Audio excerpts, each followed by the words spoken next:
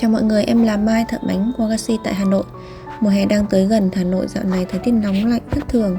Lúc thì khô ráo, lúc thì ẩm ướt, nhưng mà bù lại hoa cỏ thì nhìn rất là mướt mát và tràn đầy sức sống. Tháng 4 này cũng có một loài hoa vô cùng đặc biệt, mang vẻ đẹp kiêu sa như một tiểu thư khuê các. Đó là hoa loa kèn. Là một chiếc bánh Wagashi hoa loa kèn ngắm cái màu xanh nhẹ nhàng, thanh khiết, cũng thấy cuộc sống như là dịu dàng của ta hơn. Wagashi không chỉ là bánh mà nó còn là một cách để giữ mùa, giữ hoa và giữ lại những cảm xúc đẹp đẽ. Mùa nào thức ấy, thiên nhiên hoa lá luôn mang đến cho em những cảm hứng bất tận.